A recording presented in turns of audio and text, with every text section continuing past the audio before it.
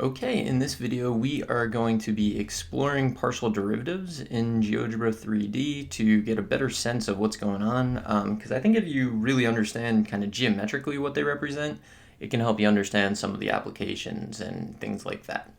So what we're going to do is I'm at geogebra.org and I'm going to open a 3D graphing page and wait for it to kind of materialize. And I hate this plane, so I'm going to hide it right away. So I'm double clicking, two finger clicking or right clicking, clicking show plane to get rid of it. Okay, so this is space. And the first thing I want to do is I want to graph a function. So I'm going to graph f of, so it's a multivariable function. So it's f of x comma y. So this is actually going to be a surface equals, I'm going to scale this thing. So I just hit divided by, so it's going to be x squared times y.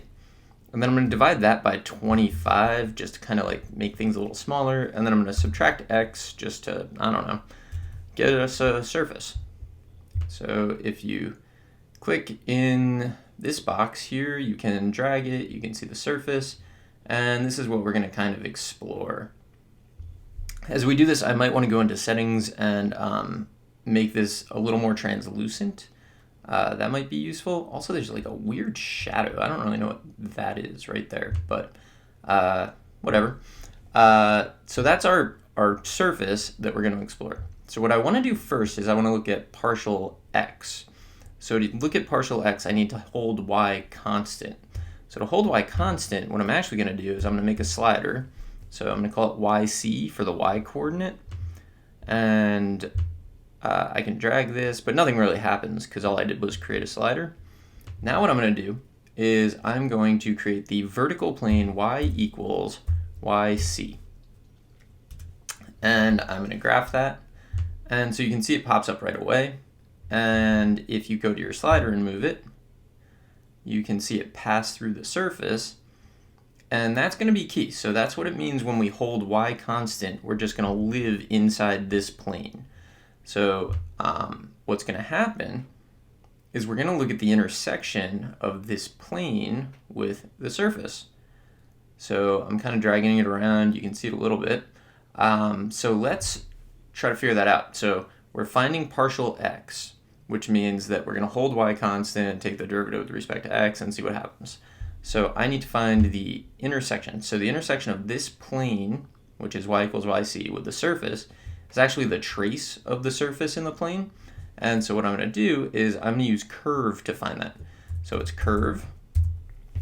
And then x is allowed to vary, so I'm going to make that my parameter, so t, comma. Y is not allowed to vary. It has to be whatever yc is. So yc, comma.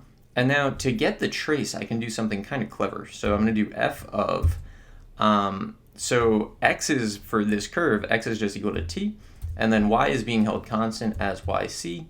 And then, so out of that parenthesis, comma, t is my parameter. And I'm going to go negative 100 to 100 just because that I'm guaranteed to see it. And I'm going to press enter. And you can see as soon as I typed it, it kind of filled itself in. And if we go back to our slider and move it around, you can see our trace. And actually, we could turn the surface off by clicking up here and move the trace by moving the plane. And you can see that it's curving, right? So as you move the plane, the intersection of the plane and the surface changes. And that kind of makes sense. And what we're really interested in here is if we orient this thing so that on the right-hand side is the positive x's. So it kind of looks like our normal xy plane, except right now it's kind of an xz type of plane. Partial x is actually just the slope of this curve in this plane at a point in this plane. So that's what we're going to work on figuring out. Or work on looking at, I guess I should say. So we have this. So far so good. You can see there the intersection is almost linear. All right, so let's see. Now I'm going to put a point on this trace. So put a point on the trace. I'm going to actually make another slider. I'm going to call it xc for the x coordinate of our point, and can go from -5 to 5. I might end up changing the limits on these so that I can just see more, but maybe not, who knows. So we've created this. Now I need to create a point. So the point I want to create is, it's going to have xc as its x coordinate. It's going to have yc as its y coordinate. And then the height of the point is going to be f of xc comma yc. And I'm going to press enter. You can see it popped up like down here. And if I move this slider, the point moves up and down the trace. And the point's going to always stay on the trace. If I move this slider for yc, the trace itself is going to move. But you can see it stays on the same x coordinate. But since I'm moving the plane, the point has to move with it because the point is actually on that trace. And if I turn off the surface again, and you can look around and see what's happening here. So this is our trace. This is the point on the trace. And what we're really interested in finding is the slope of the trace at this point in the direction of increasing independent variable. So the independent variable will be the x coordinate. So it's like an xz type of plane. So we have our point, and we moved it around. So now what I want to do is actually like work my way to this tangent line that I'm trying to find. So I want a tangent line to this curve in this plane at that point. That'll be partial x. So to do that, I'm just going to use GeoGebra to find partial x, which is pretty useful that it can do that. So to do that, type derivative. And you can see all the options: derivative function, derivative of curve, derivative function at a number, derivative function variable. I actually need that one. A lot of options there. So I want the derivative of the function f, and then f is a function of x and y, so I need to really specify here with respect to x to find partial x. And you can see GeoGebra actually graphs it, which I definitely don't want. So what I'm going to do is I'm going to click this circle to turn that off. It's just messing up my picture there. And then also this is partial x, so I'm going to click here and rename it fx. And okay, so that's partial x. So I need to feed that a point, and then it'll give me a numerical value. So let me do that right now. So fx of xc comma yc. You see right now it's 0.9. And let me turn off the surface and see if we can orient this. So this is where you want to think back to Calc 1 when you were talking about derivatives. If you had to estimate the slope of this curve at the point A, you might come up with 0.9. And if I move the point, you can see there's going to be a spot where the slope is 0. I don't seem to be able to get it. Here you can see the slope would be negative. So this is all Calc 1 stuff. And what we've done is we've limited ourselves to being in a plane. So we've kind of reduced everything down to Calc 1 again. And that's good. So the next thing I want to do is actually write the equation of this tangent line. So that's going to be not super hard, but also not super easy. So we need to think really clearly about what's happening. Let me turn back on the surface. Okay, so for this trace, x is the independent variable, z is the dependent variable, and y is just being held constant. So what I'm going to do is I'm going to create a curve, and I'm going to tell the curve that x is the independent variable, so I'll use parameter t. Y is being held constant, and y is always going to be yc. And now what I need to do is I need to think of how this tangent line would be written. So if it was just x is a variable and x is independent, z is dependent, it would have been like z minus z0 equals the slope, and then x minus x0 is kind of like the point slope form. And that's exactly what I'm going to do, but I need to put it in the context of the problem. So the z value at this point that I'm interested in is f of xc comma yc. So that's a z value. And then plus, I need the slope at this point. So the slope at the point is fx of xc comma yc. And then the quantity, so the independent variable is x, and I'm using t for x, so it's going to be t minus, and then the x coordinate at the actual point is xc. So that's what we're going to type in. And also all of these directions are below in the description. There's a link to them, which could probably be very helpful. And I probably should have mentioned that at the beginning, but hopefully you're still with me. So the variable, the parameter is t. I'm gonna let t go from negative 100 to 100, and you can see the tangent line pop up, and there we go. So this is kind of a graphical representation of what partial x is telling us for this function. We can move the point, and you can see the tangent line shift.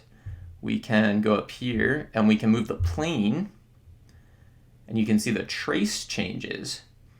And in this case, the slope of the tangent line seems to stay negative no matter what. Let's see if we can find a point where it kind of changes. So here at this x coordinate, I'm going to let y vary. So right now, partial x would be positive, positive, it's getting closer to 0. Maybe partial x is 0 somewhere around here. And now partial x is negative. So you can see that the value depends a lot on y and on x. So sometimes it'll stay positive, sometimes it'll change. But there you go. So that's how you can look at and think about what partial x is. We could do the exact same thing to investigate partial y. Partial y for this surface is not that interesting, but I'm going to go through and do it. So let's see. But I'm going to do it kind of quickly. So first thing I want to do, I want to create my plane that's going to hold x constant. So x equals xc. So we have that. Let me turn off some other stuff. Turn this off. Okay, I'm going to leave on the trace and the tangent. So we have this. So I'm holding x constant, and then I want the trace, right? So it's going to be, no, cancel. It's going to be, click here, it's curve, and then x is being held constant, y is going to be the variable, and then our trace will just be f of xc comma t, and then t is the parameter, go from negative 100 to 100, and we get that. There's our trace. And now what I can do is I can move the plane, and you can see the trace kind of move a little bit. What's kind of interesting about this one is if x is held constant, then this actually just becomes linear, right? Because if x is constant, we just get like some number times y minus some number. So it's actually just a linear function. So it's not super interesting for this particular curve. I need to find partial y. So it's derivative. So partial y, remember, is going to tell us the slope of the trace in the plane where x is being held constant. So derivative of f with respect to y. And I want to do the same thing. I'm going to turn that off. I'm going to click here. I'm going to change this to fy. Okay, so I have that. And now the next thing that I want to do is I'm going to graph the tangent line so that we could potentially change the function and have everything update kind of dynamically. But the tangent line actually is the trace in this case. So here we go, curve. X is being held constant, so xc. Y is going to vary, so that's my parameter. And then z, I need to think of point slope form, so it's f of xc comma yc. That's the z value. And then plus the slope, which is fy of xc comma yc. And then t is what I'm really using for y here, and then minus yc comma t comma negative 100 to 100. And press enter. Nothing really happens because it was already linear. But now we have kind of a nice representation of a lot of things going on here. We can kind of visually see partial x and see partial y, or at least their values, what they represent. Let me move my point a little bit. So we have this, and there you go. So I didn't plan ahead for this, but let's try to change this and see if anything nice happens. I'm gonna change this to, I don't know, maybe a trig function. Can we do that? Let's try sine of x times y. Ooh, that's gross. How about like, what about over 10 maybe? Smooth it out a little bit. So we get this, and you can see a lot of good things. And if we move things, we can watch traces move. And all right, I hope you found this helpful. I think it's really useful to help you visualize these things and better understand what the partial derivatives represent. If you can actually create them, move them around, get a sense when they'll be positive and negative, just generally what it means. So I hope you found this helpful, and good luck.